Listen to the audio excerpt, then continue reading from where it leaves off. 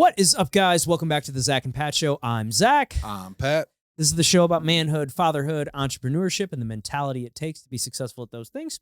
And we'll probably sprinkle in some helpful real estate advice, too, because that's what Pat and I do. You know, guys, life can be tough. We can go through some things and struggle at times, but this is the show to let you know that you're not alone. So if you're someone out there going through any of these things, this is the show for you. Shout out to our friends at NeuroGum for keeping us energized and focused. NeuroGum is a chewing gum as well as mints. It's got caffeine, L-theanine, and vitamins B6 and 12. Helps with memory and focus. I like to chew it really whenever I feel like I need just a little bit of a mental boost. I'll chew a little bit whenever I'm, making calls, going on a big meeting, a listing appointment, before a workout, during jujitsu. Sometimes if I work out at night and I need just a little bit of boost because it's only about 40 milligrams of caffeine, so it's not going to keep me up all night. I'll pop a piece and it gets me where I need to be. So get out there and try some NeuroGum. Shout out to our dudes over at Captain Beard Co. So if you are in the market for men grooming, they make amazing products for your beard, body wash, shampoo, conditioner, not to mention some amazing smelling candles. So if you're looking for anything with made from all natural ingredients locally here in St. Louis, give them a try. Their stuff's awesome. And if you use the promo code Zach and Pat at checkout, you get 10% off your purchases. Yeah. And lastly, our newest sponsor, shout out to Hand Wraps Rolling Papers. So Hand Wraps is a local company here in town owned by my friend Justin Bricker. They make the highest quality hemp and rice rolling papers that you can find. It's got the little tips in there too. So you got a nice handle to hold on to and you're not burning your fingers. And if cannabis is legal in your state, which it is here in Missouri, and you partake in the cannabis or the weed or the marijuana, whatever you want to call it, this is the best way to do it, I think. So get out there and try some Hand Wraps if you see it in your local dispensary, or you can order it online. We got him coming on in a couple weeks, right? Yeah, we do. We have him coming on, which I'm really excited about. We got a lot. Should we clear out the schedule and roll one up? Yeah, I think we might have to. I'll be done for that. I'm done after that. The rest of the day. Yeah. Forgive me if I just sit here and laugh while we're on the podcast. We got to try. We got to Right? sample the products, Right? It's all legal, folks. Yes. Yeah, man, how are you? Doing good, man. Business is steady. Even with it being the end of the year, usually the winter months slow down a little bit, but things have been going pretty well. Everybody was right. I mean, they were waiting until after the election to see, and it's kind of been a little hectic since then, and it's great. I'm glad. I'm glad it's starting to pick up, and even though he's not in office yet, it's not really having an effect on the market, so it won't until he gets in. Obviously people can speculate and when it comes to investments and stuff like that. So there might be a little bit of that in there, but not enough to really shape the market. We're still looking at day-to-day economic reports. So why do you think people have jumped in a little bit more now? Is it what exactly is the promise or I don't know. I think they just wanted to see what would happen with the market, if it was going to crash or tank, depending on. I'm like, doesn't matter. It's not gonna fucking happen. No matter who got elected, it didn't really fucking matter. Right. But it just depends. And like I said, we won't really know until he's in office and he starts doing what he wants to do, and if that's going to really shape or change anything. Hopefully it does. I mean, ultimately, the things that affect mortgage rates are inflation, which we've been steady. We've been, we're not going to really probably not going to see too much movement on inflation until February when we get the updated January inflation numbers, just because inflation is a rolling average. So you're replacing. So when we get in February, we'll get January's numbers for 2025, which will replace January of 2024. And January 2024 saw almost 0.58% inflation growth in that month. And that's a large number. And we've been sitting at about 0.2% growth month over month for the last 6 to 8 months. And that's why the Fed's cutting rates. They're actually looking we're not going to actually take a whole look at the whole year's worth on the rolling average. We're going to look and see what they've done the last 6 to 8 months. And actually I'm kind of happy that they're going about it that way, just because now they're reducing that Fed fund rate. And if we can continue to do that, and then, they're happy with the employment numbers that they're getting. And if Trump and what he wants to do can lower the deficit, then we don't have to sell as many bonds. I mean, one of the big things that helped today was Trump announced that Elon Musk and Vivek, Vivek Ramaswamy, yeah, Ramaswamy, I yeah, believe is how it- it's Vivek actually. yeah, Vivek like cake. yeah. Um, So he announced that they're going to be like the government efficiency and help yeah, eliminate jobs, dude. which is great Yeah. because if you eliminate jobs, that eliminates spending, that eliminates us having to sell bonds, and that'll help reduce the bond market and help bring those prices down, in which ultimately the mortgage rates follow that bond market. We can see lower rates. Well, yeah, I mean, look what Elon did with Twitter. I think he fired like 82% or something of the staff at Twitter, and You know now it's like, what I say? He was coming up with some like AI technology to determine what jobs are needed and not. yeah, So I mean, I think it's gonna suck for those people that lose their jobs, but I think right, ultimately for the betterment of the country, the betterment of they can find new inflation, ones. I think there'll be more And jobs. if you're in politics, I'm sure you've made connections with other You'll places find that you can somewhere. find somewhere to land. I don't think you'll go hungry. No, You'll figure it out. Um, yeah, but I'm feeling that as well. Like I've had a big uptick this past week. I've had 3 listing appointments. I've had one which mailed, and we got that one signed, and I got 2 more listing appointments. One tomorrow, one Friday. So hopefully things get this are buyer under contract. yeah. Hopefully you Yeah, and I get this buyer under contract. I got one other buyer I've been showing, and then I've got several like kind of off in the distance yeah, too. So it's like I think it's just a matter of time. So yeah, I'm staying real steady. I know I'm going to stay real steady through the holidays because I got these 3. Then I've got one of the 3 already signed. So and then I've got another 5 about to hit the market that are already ready to go. Like that's 2 will awesome. hit the market next week. I think 2 of them will be the week after that, and then another one will probably be a week after that. So yeah, I'm gonna be staying steady for like the next month. That's So awesome. pumped. Just it just when it rains it pours. I think sometimes I think this whole business, man, is really based off of momentum. Yeah. You got it. Once you catch that wave, Yeah, you just got to just ride it, man. keep going with it, You keep can't pushing slow it. down. Nope.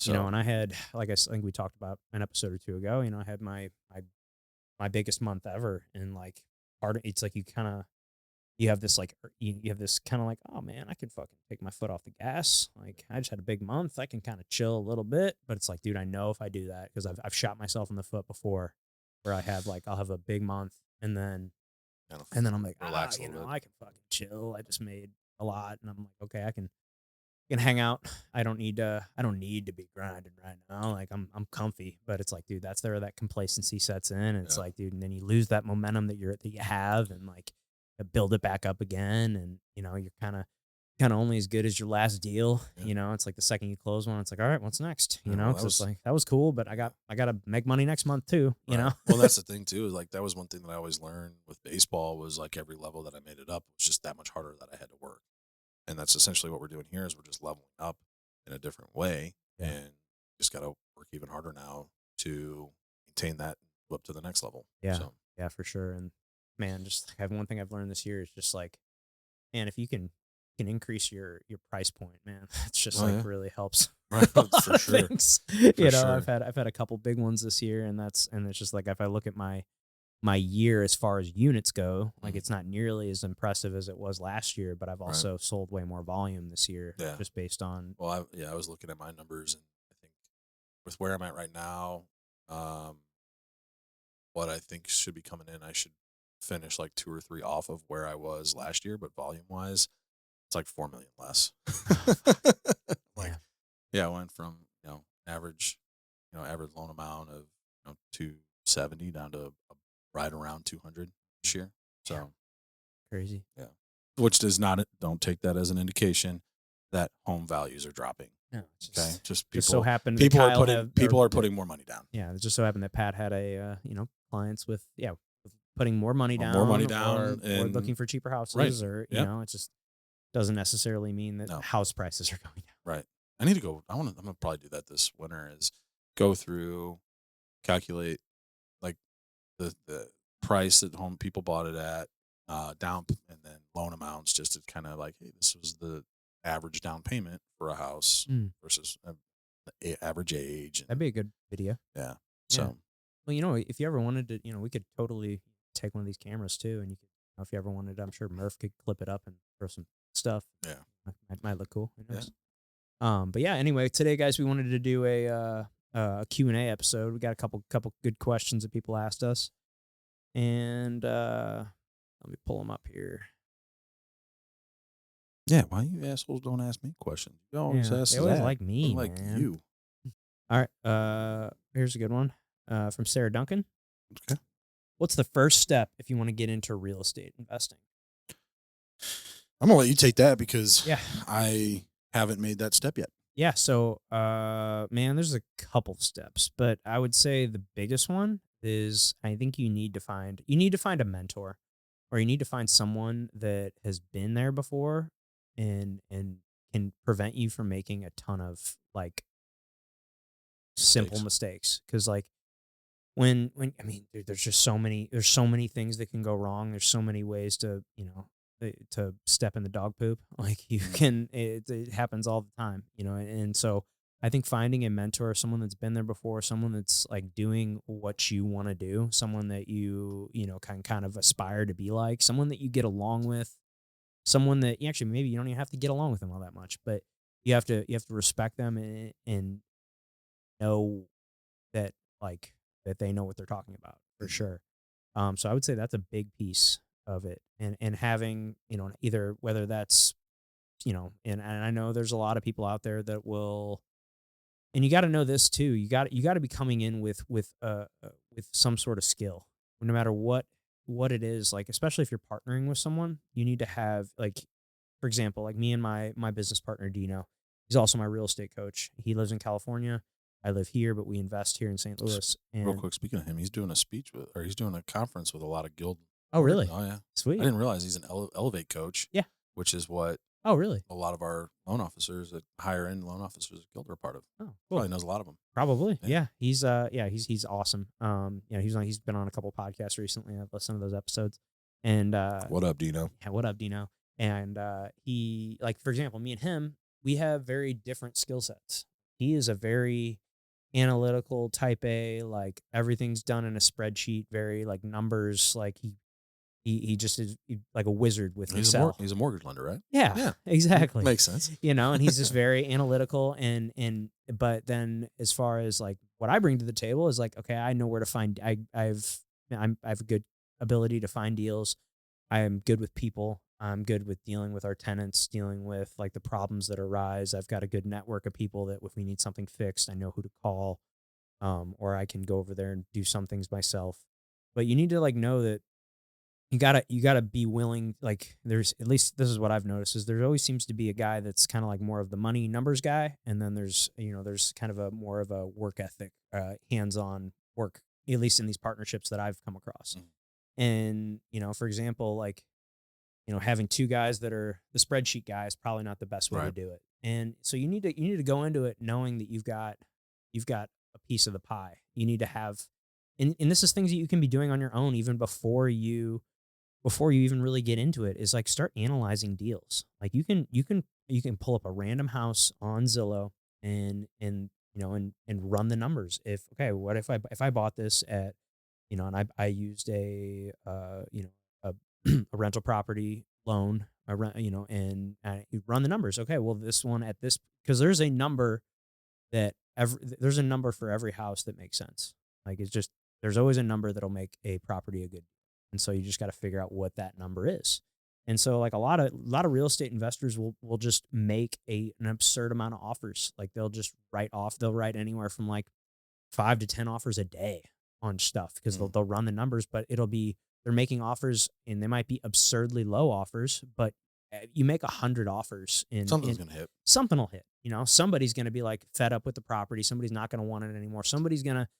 So I think making an absurd amount of offers, but I also that gives you, by you writing that many offers and analyzing that many deals, it's just a ton of reps that you're getting. So I think, having that experience and then eventually once you do a ton of them, you'll be able to kind of like look at a house, look at the price, look at the area, like, okay, and you'll pull up the rents or whatever. And you'll be like, I think this one would make sense. And then obviously go double check your shit. But I think that's something you need to do as well. You need to be practicing. You need to be like immerse yourself into the real estate investing. If that's something that you want to do, you really need to like dive into it and like surround yourself with, finding a good mentor, find other people that are doing what you want to do, be around them, figure out what they do.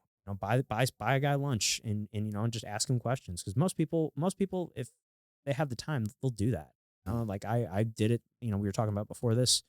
I met with a kid last week who's looking to get his real estate license. A little different than real estate investing, but similar. Like I Yeah. sat down, had coffee with him. We talked about it. Like he might be getting his license, and who knows? Like maybe he's someone I can kind of take under my wing, and he can help me out. Who knows? You just never know what's going to come of something. So just really put yourself out there and yeah, and find a good mentor and someone that you want to be like, and try to learn from them. Yeah. That's the best piece of advice I think I can give. Yeah. I mean, obviously, I'm not in it, but I know a lot of people that do it. And going back to what Zach said, most of the people that I know that are in it have some sort of partnership. And like my business partner with mortgages, I know that he's got a few where he's the money numbers guy. That's as mortgage guys. Yeah, That's what we that are. makes sense. We're fucking we're math nerds. That's what we like. Yes. We like to play with numbers all day, and see how we can make things work. And that's what he does. And he provides, and then he's got a couple different real estate agents that he partners with and goes in on deals with. And I know that they're very successful at what they do. Like they'll Yeah. do a couple flips per year and they'll buy some and hold them. So yeah, I know that he does that. And then like seeing how you and Dino work, and then obviously like I love like Nick is an excellent follow on. Nick Oh, Baldwin? oh gosh, yeah. Well, him and I have done. And you've done a three- few. We've done Yeah. 3 this year together. Him Yeah. and I have done 3 flips. And then there's like the shit that he does is just incredible. Oh, dude, it's just, like, like, there's looks and they're so awesome. unique and so cool. Like that's his niche. Like that's what he found. That's what he does. That's what he's good at. But yeah, I mean it's interesting to see. And then obviously following along with like Matt Cresco and his journey. Like, dude, that dude is Crushing on it. fire. Like Crushing it. I can't wait to have him back on. Yeah, he'll be here next week. I'm so Yeah. excited to have him back on. Me too. Just to kind of see that journey from like episode 2 when Yeah. we had him on. I think he was our second guest. Right. To Where he's at now. Yeah. I mean, he just bought his like 11th property this Yeah. year, or 11th door this year. I Which think is, dude, what do you say? Want to get up to 15? I think is what Yeah, he but said. by the end of the year. which- So, dude, he's and killing it. he's a guy. I have no doubt that he's going to be gonna a guy do it. that's going to do it. For sure. Yeah. Yeah, there's no doubt in my mind. And I mean, then, he's like- just scaled up. Right, Big and time. then like the tours and poor stuff, like the stuff that Lee puts on, like all that stuff is awesome. Yeah, So, and all that stuff doesn't cost any No, money. You know, go there's to real those estate things. meetups all in every city, just Yeah. probably every week. Right. There's some sort of real estate investing meetup, and it's just okay. Join the Facebook group, figure out what it's about, show up, Right. make friends, be social. just don't be an asshole. Yeah, Just don't be an asshole. It's okay to go there and not know Right. know anything because you got to know that every person in that room has been in your shoes. at Right, some and point. that's the thing is don't be afraid to ask questions. Ask and get into it. Like I mean, that's the thing. Like financing. Like how does that work? How do you find investors? Like how do you find people that are going to help you? I mean, obviously there's loans and things like that you can take out, but obviously you still need down payment, things like that, and hard money loans. So like ask those questions. I don't know how the ins and outs of hard money lending. I've got the idea of how that works, but if I'm gonna jump into this, the first thing I'm gonna do is call hard money lenders and talk to them and pick their brain about how does that work. You Yeah. know, so Yeah, for sure. be ready to learn. Yeah, it's okay. Don't be afraid to look stupid. Right.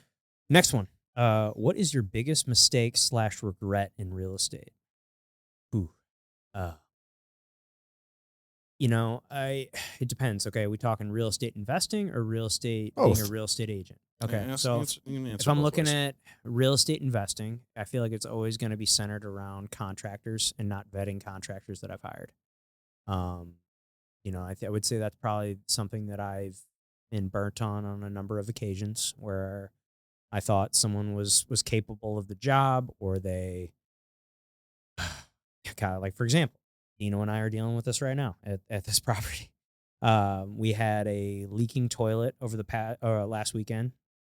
It apparently happened on Saturday night. I didn't see the messages from the tenant until the morning because we were at that concert. And we had a guy. I found a guy Sunday morning to go over there at 8 a.m. in the morning and fix their toilet because it's a 1-bathroom house. So they were like telling me they had to go drive up the street to go to the gas station to go to the bathroom. So I'm like, I need to get this fixed ASAP. So it being a Sunday morning, all of my normal plumbers are not, usually working at that time. But I was like, this needs to get fixed ASAP. So I hired found a guy that I don't want to even name him, to give him to Any give him credit. any credit, but he said he could get out there. He was out there within an hour. Ended up fixing the leak, which was great, and his price was reasonable for that. But then with the water leaking from the toilet, some of it got into the ceiling in the basement and on the floor in the basement. So after he fixed the leak, he asked me. He said, "Hey man, do you want me to run a dehumidifier over there and a fan and to help dry that stuff up?" And this was on a phone call. I was like in between meetings, and I was like, "Yeah, sure, that'd be great. Thank you so much. I really appreciate all your help." That was the extent of the conversation. There was no discussion on price or like what they What charge you for just to run a just to dehumid? run a dehumidifier. So I just thought that was built into the cost that I had already paid, which was Yeah. like $336 is what he charged me to fix the leak. Which I was like, okay, that's reasonable. And he came over on a Sunday. It's Right. usually $150 just for someone to get out of the truck. Right. And so I was like, okay, that's great. So I just assumed that was part of the cost. Dumb on my part for assuming. That's as we're learning in our Mm-hmm. our book of the month. That's one of Mm-hmm. the Mm-hmm. the four agreements. Don't make assumptions. And I made an assumption here. So I made an assumption, assuming that would be the only cost. And 3 days later, he sends me a bill for $1,150. So $800 for a fucking. no, no, no, no, bro.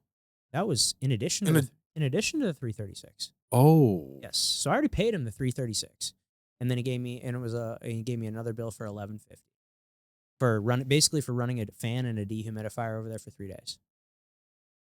Really? Yeah. And I go, whoa, whoa, whoa, whoa. And so, dude, this dude, and of course he's like blowing me up, like, he sends this to me at 9:30 at night on like 3 or 4 days after the leak, and like expecting payment like right then and there. Like I'm like, dude, first of all, you just billed me of something that I was not expecting. It's rather large bill for this, and it's Mhm. like you got to think like we don't make a ton of money on this fucking Airbnb. Like Right. we profit if it's a month where nothing breaks. And I make like between $600 and $700 a month, Mhm. which is like great for a rental, but like Right.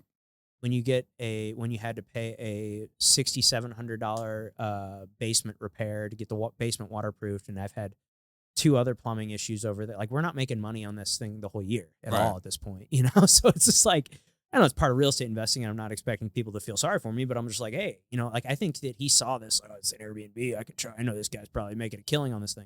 At least that's kind of like the vibe I got. But anyway, this guy just was blowing me up for like the next like 2 days. And I was like, hey man, hold on a second. Let me talk to my business partner. Like I don't own this property by myself. Like, and part of me thinking this is pretty shady, for Yeah. you to not tell me and then charge me all this. And I'm talking to a couple other plumbing companies that I work with. And I'm like, hey, is this like standard practice? Like, is there something I'm missing here? Like, is he charging me an arm and a leg for this? And all of them said that he's charging me way too much. And all of them would have disclosed prior to me putting in there the cost associated with it. Yeah. But anyway, and then the other, me and Dina were talking to him. We're like, hey man, like we need to like figure something out on this price because this is pretty outrageous. And the text messages this guy was sending me, threatening to go fill our sewer clean out full of concrete. He was saying he was going to go break back into the house and put the water back in the basement and like do all these things. And I'm just like, so anyway, I've screenshotted those texts and since sent him and sent like complaints to the Missouri like the Missouri like business association and everything because this guy, we ended up paying him. We didn't pay him. We paid him a significant portion of the bill, a lot more than I wanted to pay him, but he was just I just wanted to be done with him. And so yeah, that's just one example of how I've gotten burned recently. So vetting contractors is, I would say, the number one thing on the real estate investing side. On the real estate agent side of things, man, what is my biggest regret is, well, fuck, we were just talking about it. This is one of them. Uh, you know, like missing a follow up or like an opportunity. Like for Mhm. example, I was telling Pat before the show, I had an opportunity for a listing, and I just dropped the ball on responding to this person, and they ended up going and finding another agent. Of course, text message came in while I was driving. I read it, meant to respond, forgot to respond, ended up going with someone else, and it's just like little things like that kind of can happen just because you got so many things going on. It's hard to, some people slip through the cracks. You forget to follow up with someone, they end up using another agent. And ultimately, you just got to realize that that's your fault, man. Like you gotta own that mistake. That person, it wasn't that person's job to follow up with you again. Like Hmm. it's your job to do the follow up. So that would be my biggest like regret or like boo boo I've made is like just not like forgetting to follow up. I'm usually pretty good about and diligent with my follow ups, but there's occasionally someone slips through the cracks, and whenever it does, man, that's one of those ones that just like really fucking grinds my gears. Just like, fuck, that was like a layup, and I fucked it up, you know. But hey, it is what it is. You learn from it. You just got to put some systems in place to avoid it from happening again. So, what Yeah. would you say? One of your biggest like, Well, obviously I don't have anything on the real estate investing side. Um, you know, uh, and I've been very fortunate in the two homes that I've owned. I've been able to sell for pretty good profits. Just it's been nice to have people that I can rely on do the work and really not cost me an arm and a leg that's going to cut into those profits. So been fortunate there. Um, on the mortgage side, I mean that's the thing. I feel like I have to be perfect when it comes to pre-approving people, and I like knock on wood. And I guess I really don't need to because I know my knowledge with this, but I've never had to deny anybody that I pre-approved. Everybody that I've pre-approved, I've got under contract has closed.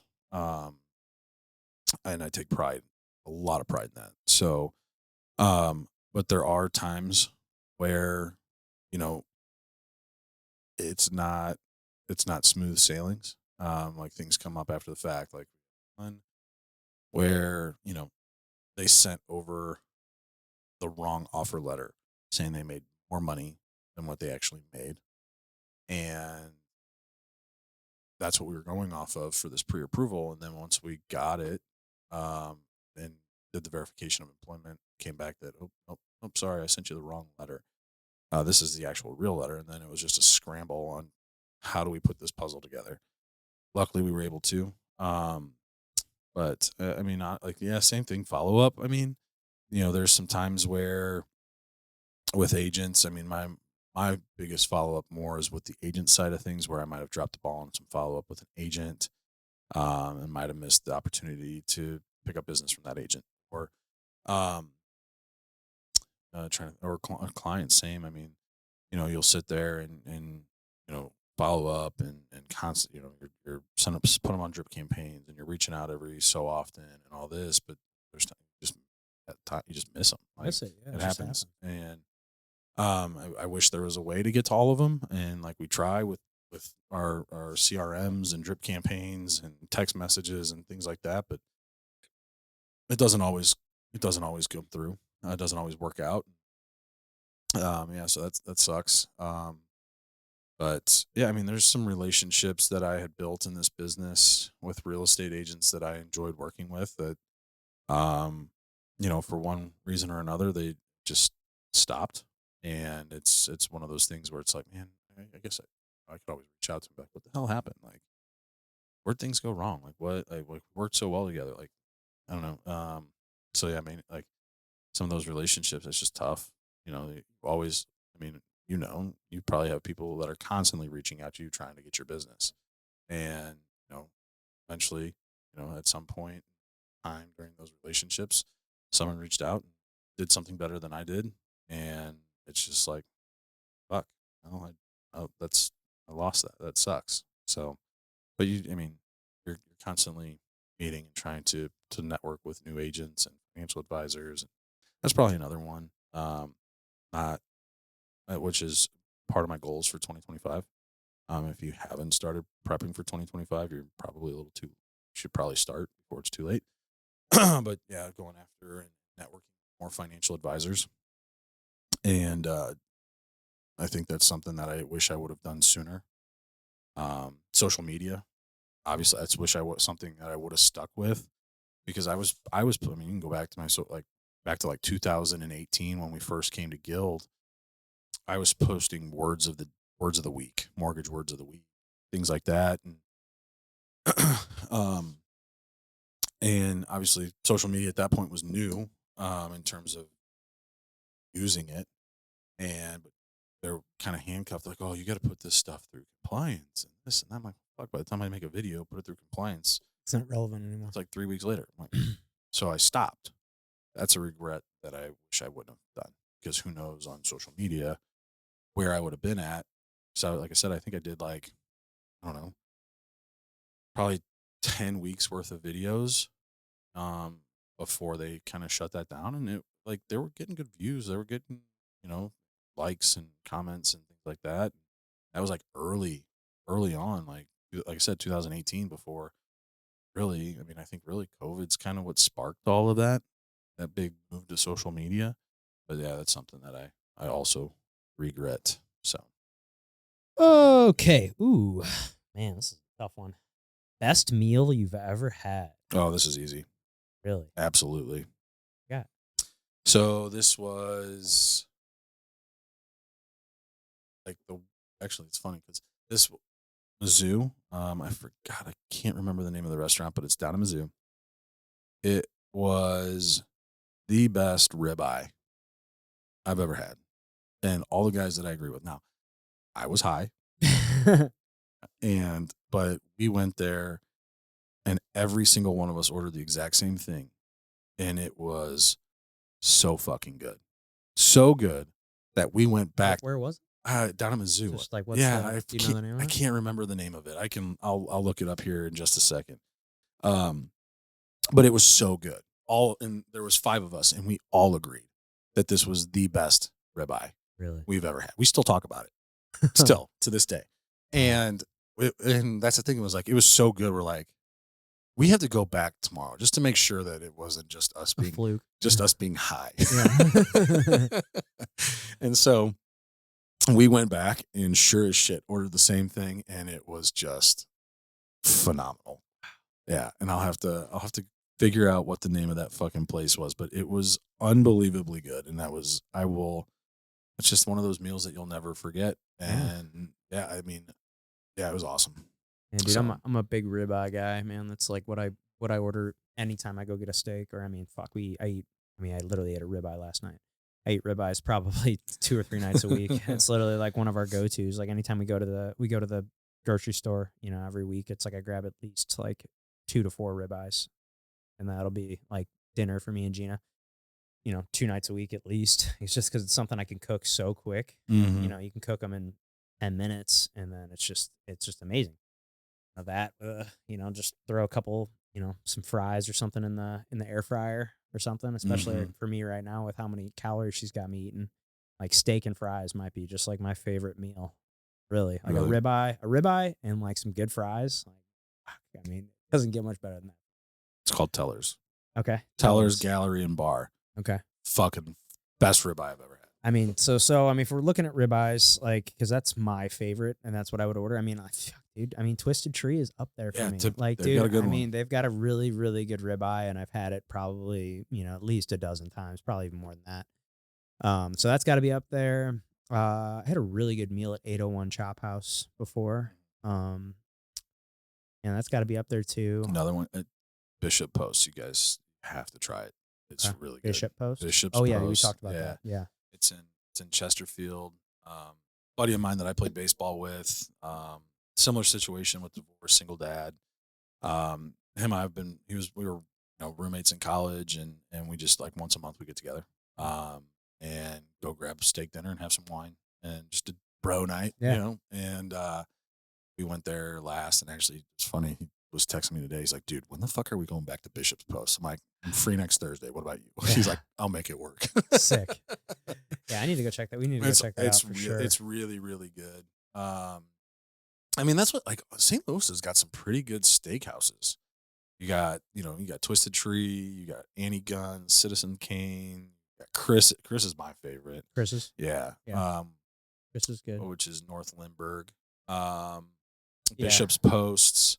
Sam's Bishop Steakhouse. Post, Sam's. You got a couple Ruth Chris's. I'm not a big chain guy like Ruth Chris I've only and been Fleming's. there once. Is Fleming's a chain? Fleming's a I didn't know that. Yeah. I went to Fleming's for the first time. Fleming's is good. Yeah, it was the first time. But they're really good. I would just rat like Chris's is like that's a St. Louis thing. Yeah. Like there's only Chris's in St. Louis. Yeah, Yeah. I went in there once years ago, like for like a job. I was trying to get a job waiting tables there. This is like, I think this is when I left electric company, and I was like going back to first watch waiting tables in like the mornings, and I was like, maybe I could pick up something nights a week at Mhm. like a fancy steakhouse and make a killing, Yeah. because I'm like, I'm sure, with those bills being so high, I was like, oh, I bet the tips are good. Oh And I yeah. was like, man, it'd be just a kind of a different change of pace from doing like the casual shit that I'm used to. It'd be kind of Right. cool to like do fucking shut me so hard. I was like, okay. But anyway, yeah, I know I need to actually go to Chris's and eat. But It's yeah, dude, it's good. Chris is my favorite. And then Bishop's Post was really good. Really good. I was surprised. I wasn't sure because it's kind of got like when you like, oh, you think Bishop's Post like a sports bar, but no, mm-hmm. it's not. It's pretty good. Um, yeah, that was good. Obviously Twisted Tree. That's a good one. It's just I've like it's like that's my standard, Yeah, honestly, just because I've probably gone there more than anywhere else. yeah, And I mean, I go there pretty often, and I'm just so like that is the standard for me. It's so fucking good, and I've never had a bad meal there. yeah. So, all right, next one. This was one of the ones that someone just added right before the show. Easy way to add value to yourself and others, or slash others. Man, I would say for yourself, it's just something that you can really that anybody can do is consume good quality content, whether that's podcasts, videos, and books. Like those three things, like the podcasts and videos are kind of the same thing usually. Most of the videos I watch are podcasts. But like just being consuming that kind of shit constantly, I think that is a great way to like really change your mindset, really put you really just change your mindset and put you in a different like, space Hmm. and really and you can learn a ton and it can slowly over time kind of change you as a person and change your values in a positive way. And so I mean that's one thing over the last like decade I would say is like something that I've gotten really into. Like I feel like I started consuming like I think, MFCEO is probably the first one that I Hmm. listened to back in the day, Andy's original one. And say it was probably like 2016 Hmm. ish, 2015, 2016 is when I started listening to that. And then that kind of just set me down a whole rabbit hole of like the personal development, the whole Tony Robbins, just started reading all the books, Right. reading 10 pages a day, doing the whole thing. And I would say that's just the biggest thing that I would say to like add value to yourself and others because ultimately, if you change yourself, you're going to kind of change others around you. Yeah. I think that's pretty true. Yeah. Along the same lines, I mean, investing in yourself, Yeah. like reading stuff, like just physical activity, Mm. anything like getting like that's one of the biggest things for me. Like it's not like I'm working out for the physical side of it is great, but mentally I feel so much better mentally when I work out. Um, eating properly, taking care of myself, but also like that goes into the reading. But your network is your net worth. Surrounding yourself with people that are better than you because it's going to cause you to rise to their level. I never want to be the best. I never want to be the smartest person in the room. I never want to. I'm never think I'm going to like.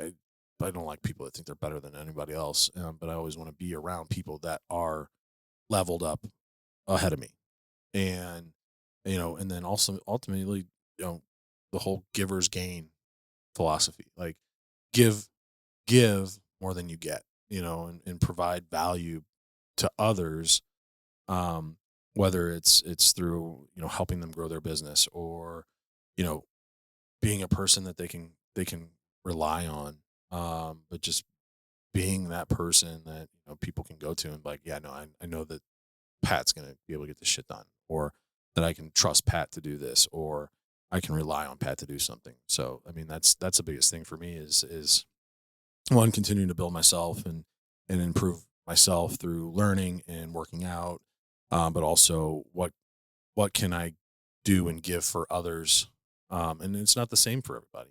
So you got to figure out like each individual person, what can I give to that person that can help them grow or be better. Yeah. So Yeah. And you said something there about, fitness. And I saw something on Instagram. I think I reposted it. Was fitness is a prerequisite for success. Oh, I think absolutely. that's like such a good It's line because it's amazing. so true. Because it's like, man, I don't know if I would have ever gone down, that kind of path of, getting into the personal development and all the other stuff if I wasn't into like working out and fitness and like trying to better myself there. I Because I just think look. that's a great way to start. Because it's you gotta improve yourself before you can start improving others. Yeah, And that's a you know getting in shape is because there's so many parallels to fitness and success. Like constant and can't it's consistency. You can't just show up to the gym, you know, one day a month and expect results. right, It's got to be like you know, 4 to 6 times a week, really, if you right. really want to see some results, or maybe 3 times a week for some people, but consistency and things take time. Like Mhm, you're not going to just get in shape overnight. You're not going to, you know, there's not these overnight millionaires. Like, mhm. you see it online, but I don't think it's really true in real life. At least I've never met anybody in real life. I know they're out there, but you just got, Not there's so trust many, fund babies, but like people that actually earned it and worked for it. Yeah, right. It doesn't really happen. And even if something comes fast, that means you can lose it fast. right. Like if you hit the lottery overnight or you do something like where like let's look at the Hawk girl, like she really, took that as like a whole wave. I mean, she's kind of still riding that wave, but it's like, is that gonna, I'm curious, will she stick around and be kind of a relevant person? 'Cause she's got like her podcast, talk talk to you or some talk Hawk, talk to talk to you. yeah, I or don't something know. like that. But I'm not trying to shit on her or anything, but No, like, she had her viral clip and then just kind of try to take a thing, try to ride run that with it. wave, which Love I it. mean, good for her. Yeah. I wish her all the best, but it's like, just if something comes fast like that, just know that you can lose it fast too, Mhm. unless you figure out a way to hold on to it. Like how many lottery winners, I think it was like Go broke. go broke. It's like 90% of them or something like Doesn't wild. matter how much money you make. You can't. Sometimes you just can't fix spending habits if you're Right. not. You got to fix that.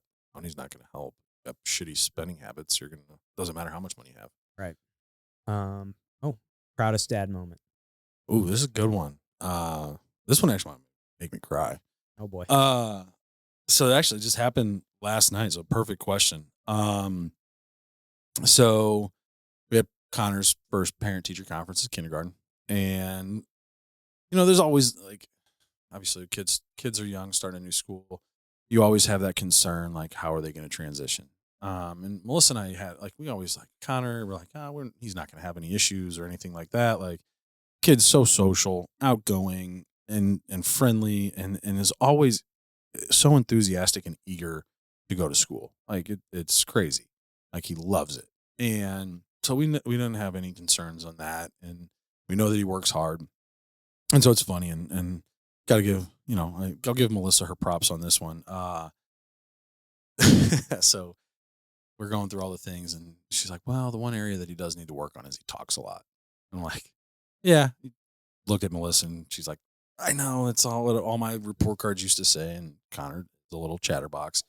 But the awesome part about it was she was telling us about like the first week of school. There was this kid in his class that hadn't been to a school before, hadn't really been around a whole lot of kids, so not used to the classroom setting and all that. And him and Connor were butting heads because of how this kid was acting towards other kids and in the classroom. And Connor was there and like I said, always eager to learn and this and that. So he was kind of frustrated. Well, the teacher pulled him aside and was like, Connor, some people weren't lucky like you were to go to school before this. So he has to learn how to act around other students, and he's got to learn how to learn. And Connor, she was like, and it was almost like, and Connor was just like, yeah, okay, I understand. And Connor took it upon himself, and this is what she's like, Connor, it's just like Connor took it upon himself to like teach this kid. Like he brought him underneath his wing, befriended this kid who's different than the other kids in the class, and has helped this kid learn how to be a student, how to be and act in class and behave in class. And as a parent, when you're wanting to instill certain principles, morals, values, and ethics, like nothing makes me prouder than to hear my 6-year-old son is doing something like that. Like absolutely incredible. And so kudos to shout out to Melissa, Dalton, like all of us, like having that open communication. And that's the thing that I think that really gets me because I hear so many people talk about like, especially in divorce, like not like being on the same page with their co-parent and having issues with their co-parent. You see these kids struggle. Like your kids are first and foremost on everything. Like that was the one thing Melissa and I always said with through this divorce, no matter how bad things get through us to us, like these kids are going to be the most important thing, and we're going to do everything we can to raise these kids. And it's amazing. Like the teachers are like, yeah, we would never expect that you guys are divorced by how they're acting, because typically we see kids act out when in coming from divorce.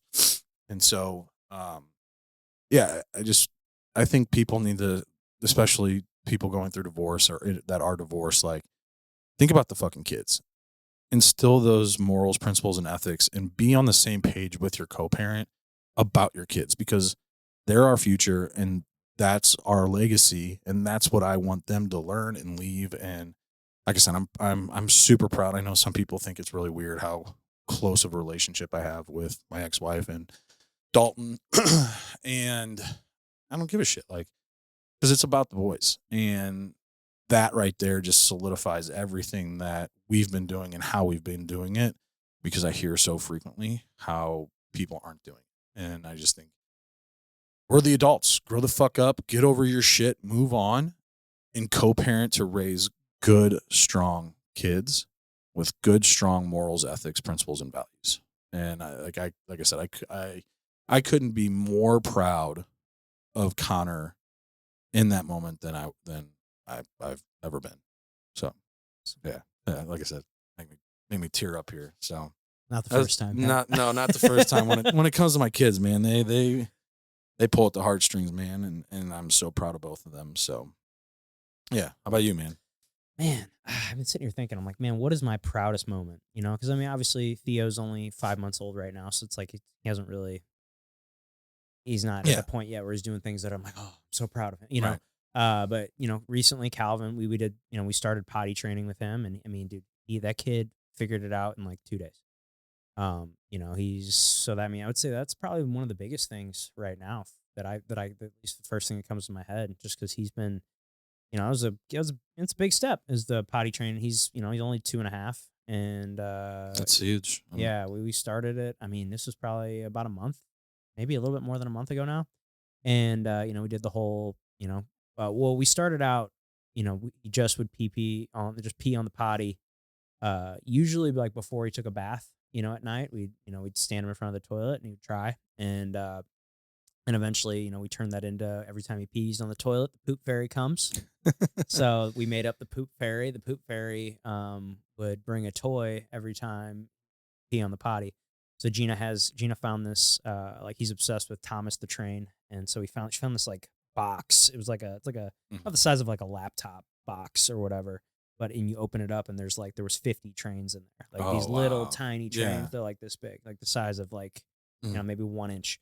And so like anytime he'd pee on the potty, you know, I'd have to go run downstairs and unlock the door so the poop fairy could get in. Of And course. then, you know, the poop fairy would leave a train outside of his door. And so, you know, we did that for probably the first couple weeks, and then eventually like we did the whole, you know, like let him run around naked for the weekend. And I mean, ever since then, dude, he's just had it figured out. You know, he got pumped because we got him, you know, big boy underwear, and he likes his Spider-Man and his Cars underwear. And so we didn't want to pee on Spider-Man, and you know, and you know, I think he's had 2 accidents in total. That's awesome. And I mean, that's it, dude. He's you know, there's been a couple times where like he still struggles like getting his pants on and off, which is, you know, I think that's a gonna hard thing happen. at first. So there was like 1 or 2 times where he's just like couldn't get his pants down far enough, and he like peed all over himself. He's standing in front of the toilet, so I'm like, that Right. was an aim problem. That wasn't Yeah. that's not Shit. like that's not a We're true grown- accident. Most Yeah. grown adult males still have an aiming problem. Yeah, I can't tell you how often I've been looking at my phone while I'm taking a pee and Yeah. like fucking miss the bowl. Right. You know, and I've done that before. You know, so I mean, I would say that's probably, you know, one of the things I've been most proud of lately is just how quick he got that down. Yeah. Figured it out fucking fast. And now it's nice because I only got, you know, one of them has diapers to change, which is great. Yeah, you know, it's a huge investment. huge. Yeah. All that. Yeah. It's the financially and just like, just convenient. Convenience, Like yeah. convenience of having to like, because even like lately, like we still been putting a diaper on him at night, but we'll wake up in the morning and the thing will be dry. So it's like he's not peeing, That's awesome. throughout the night. And, the other night a couple times it's naps, we just like forgot to put a pull up or a diaper on him, and he's just not peed or anything. So, knock on wood that everything keeps going good there. But yeah, I would say that's probably the biggest thing lately, man. Yeah. Yeah. Last question pertains to this weekend. So when this comes out, it'll be, it'll have already happened. So maybe, we can kind of put our predictions out here. But Yeah. what do you think's going to happen with the Jake Paul versus Mike Tyson fight this weekend? Oh, man. Watching those videos of Mike Tyson and how fast he's moving and just his history, it's hard to bet against him. Like, it is. It's so God, I want to see okay. Dude, here's the thing though, this is where I kind of come back on. It's like, man, I feel like anybody can look good hitting this. True. I don't know. But anyway, Right. sorry, man, cut you off. Right. And we don't know how he's going to be taking a punch. Sure. And obviously like being 58. Half his age. Half. Yeah. And so, and that's the thing is like, is 2-minute rounds too. That's a big deal. Is it? Oh, huge. Oh, well, no, I didn't realize that they were 2-minute rounds. Yeah, like normal boxing rounds are 3, and this is a 2-minute round. So like, it's a little bit more of a sprint. Like you've got a lot less time to do the damage. So you need to, So I think that's kind of why they wanted to do it that way, because they wanted to. Well, they wanted to, Mike being the older guy, and like his, probably won't have the gas tank that Jake does, and sounds like that they're doing like a full drug test. So like, my whole thought was like, oh well, I hope Mike's on all the fucking sauce to get his body in the best shape possible, to go up against a guy who's 26 and kind of in like his quote unquote prime, maybe, and but yeah. Dude. It's gonna be good. Yeah. And that's the thing. People hate on Jake Paul, but like, dude, legit. Yeah, man. I mean, he's putting in the work. He like, it'd be one thing if he was just like, oh yeah, fuck this, I'm gonna step in the ring. But like, this motherfucker's been training for fighting, and he's been, how many fights has he had? He's had so many fights, like 8 or something. Yeah, which is like, and not against shitty fighters. No, I mean a lot of them have been ex UFC guys or MMA guys that are not like boxing. Wasn't exactly their forte, like Ben Askren, who he just knocked out cold. But Tyron, dude, that was a big fucking night, and he knocked him out cold. Twice, yeah. And it's just, dude, man, if someone, all right, let's do this. If someone gave you $100,000, say, Pat, here's $100,000, you got to put it on Mike or Jake. Who you taking? They did the same question on another podcast I was listening to, so I was like, all right, that'd be a good thing to bring up here. Yeah, I'm gonna throw it on Mike. All right, I'm throwing it on Jake. All right. Friendly wager here. $5 bet. Yeah. Okay. Make it 20. 20? Perfect. Let's do it. $20 bet. Yeah. $20 bet. Let's do it. You got Jake, I've got Mike. All right. We'll reconvene next duet. Yes. Yeah. I just want to see that just Mike Tyson Fury coming out. Oh, I mean, like, yeah. I mean, I'm not gonna be mad at my wins. Like, I'm not either. I'm not like a big Jake Paul nut rider by any means. But like, I'm just fight. like, fuck. Hard to bet against someone who's so young and like fucking fiery, and he's on a fucking streak, and I don't know. It's gonna be good, and it's cool that it's like Netflix's first like live fight. I think they did like some live like tennis match or golf or something. Maybe. I thought someone said that. I know they've done those roasts live. Yeah, but this will be like the first like big sporting event, which would be sick. I mean, because the other fights they've got going on are pretty big fights too. Yeah, the Amanda Serrano and Katie Taylor. Yes, yeah. So that should be cool too. Like, I'm not like a big boxing fan. Like, I can probably name like 3 boxers in total, where I could probably tell you like the top 15 in just about any weight class in the UFC. Well, maybe not top 15. Right? It's a little overzealous, but I could tell you, I'm way more in tune with the MMA stuff than I am with boxing. And this is, I mean, I'm definitely gonna watch on Friday, especially the fact that it's on Netflix and you don't have to pay a pay-per-view, which is sweet. Like, that'd be really cool if like the UFC went to some sort of model like that, where they started doing that instead of pay-per-views. Like a streaming service. Yeah, like you pay them, like I like, if like, for example, like maybe they added like an extra $20 a month or something to Netflix, and like with that package you get the pay-per-views or something like that. Like, I Yeah. think that'd be a cool way to do it, just because it's like, I mean, I know I feel like a lot of people, because we got those big fights on Saturday too. Big UFC card, John Jones Yep. coming back, so I'm stoked for that. We having some people over to the house to watch that. So, man. But it'd be cool if they did something like that consistently. But Yeah. we'll see. Yeah, that'd be cool. Wrap it up. Yeah, man. All right, guys. That's a good one. Well, appreciate you guys tuning in here. We love these Q&A episodes. Make sure you you drop a question for us. Next time you see it on our Instagrams, because these are some of our favorite episodes to do. So we look forward to them every time, and hope you guys enjoy them. So make sure you click that like or that subscribe button, hit that like button, comment what you guys thought below, and we will see you next time.